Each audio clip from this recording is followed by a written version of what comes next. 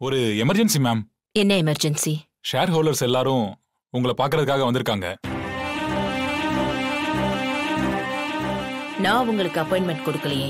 அவங்களே வந்திருக்காங்க மேம். உங்ககிட்ட ஏதோ ஒரு முக்கியமான விஷயம் டிஸ்கஸ் பண்ணணும்னு மீட்டிங் ஹால்ல வெயிட் பண்ணிட்டு இருக்காங்க. ஓகே. அப்போ நான் ஆர்கனைஸ் பண்ண மீட்டிங் எல்லாம் அதெல்லாம் போஸ்ட்போன் பண்ணிருக்கோம் மேம். யாரை கேட்டு போஸ்ட்போன் பண்ணிருக்கீங்க? இதுக்கு முன்னாடி இவங்க கூட எல்லா மீட்டிங்கையும் நான் தானே ஆர்கனைஸ் பண்ணுவேன். இவங்க எப்படி என் டைமை ஃபிக்ஸ் பண்ணலாம்? இல்ல மேம், அது வந்து தமிழ் ஏதோ தப்பா இருக்கு. போய் பார்க்கலாம் வா.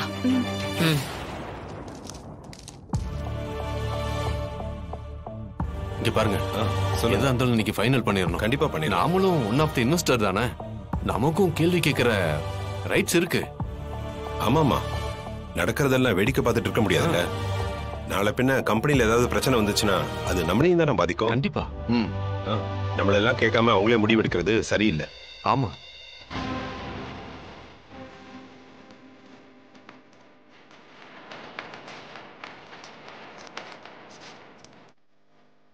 Good morning please.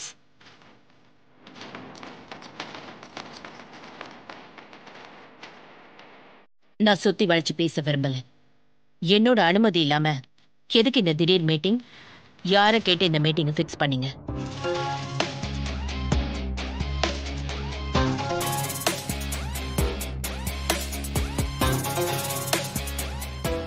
மேடம், அது தப்புதான் மேடம்.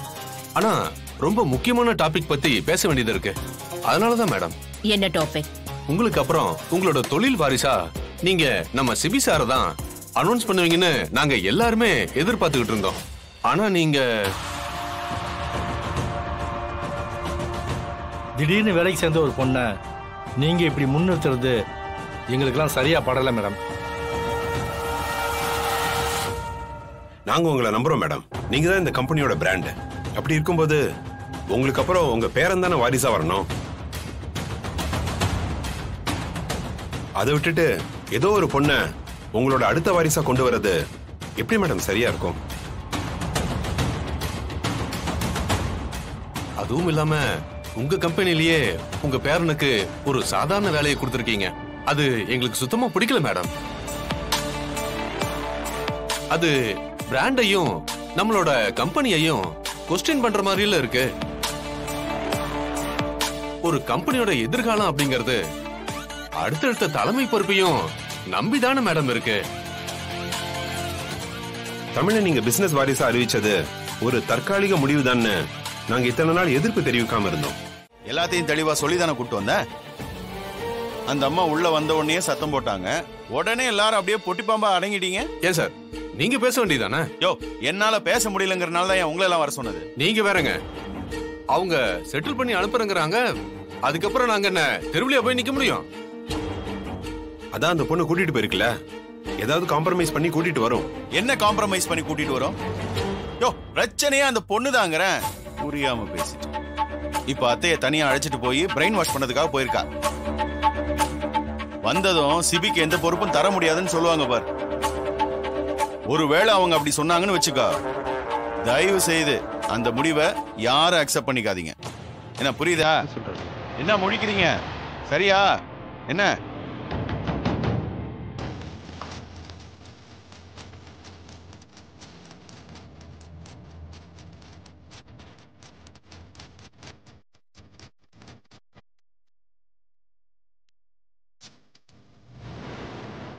என்ன என்ன முடிவு பண்ணிருக்கீங்க?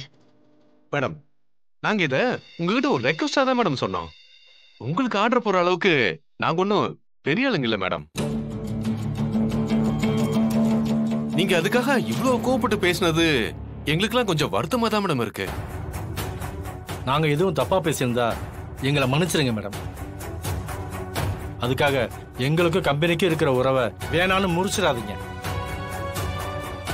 நீங்க எல்லாரும் சேர்ந்து இப்படி கேட்டதுனால இப்ப நான் ஒரு முடிவு எடுத்திருக்கேன்.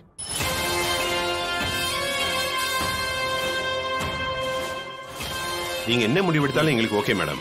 ஆமா, ஆனா எங்க டீடை மட்டும் கேன்சல் பண்ணிடாதீங்க. நான் எடுத்திருக்க இந்த முடிவுக்கு நீங்க எல்லாரும் கட்டுப்படணும். Okay madam. Okay madam. கோயில் மாடு மாதிரி தலையாட்டுறானுங்க பாரு. போச்சு, எல்லாம் போச்சு.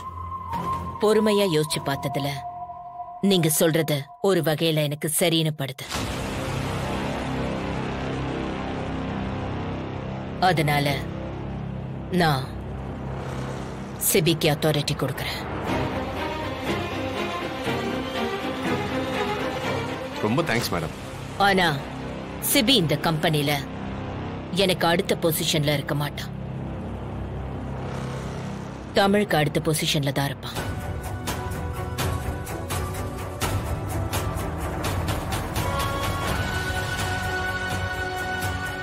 என்னத்த பேசுறீங்க?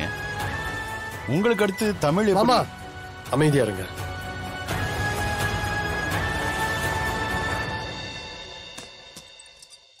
இதுதான் என் முடிவு. Any objection? ஏன் நல்லா இல்லையா? நீங்க எந்த புடவை கட்டினாலும் அழகா தான் இருப்பீங்க. அந்த காலத்துல உங்களை பார்த்த மாதிரியே இருக்கு. இதுதானே நிஜம். அதெல்லாம் சூழலுக்கு போடுற வேஷம் தானே. சரிதான். இருந்தாலும் உங்களை கம்பீரமா பார்த்துட்டு இப்படி சாதாரணமா பாக்குறது பிடிக்கலையா?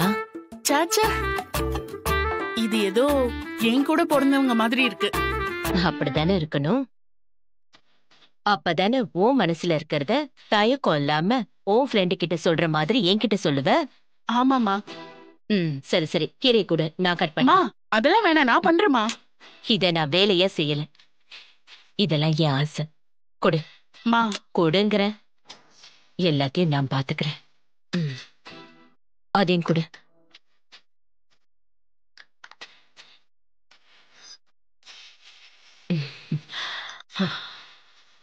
இந்த மாதிரி நான் வேலை செஞ்சு எவ்வளவு வருஷம் ஆச்சு தெரியுமா? அவரு உயிரோட இருக்கிறப்போ நான் எந்த டென்ஷனும் இல்லாம ஒரு சாதாரண ஹவுஸ் ஒய்ஃபா வாழ்ந்துட்டு இருந்தேன். முத்தம்மா, அந்த அருவாமனை எடுத்துட்டு வா. எடுத்துட்டு வரமா.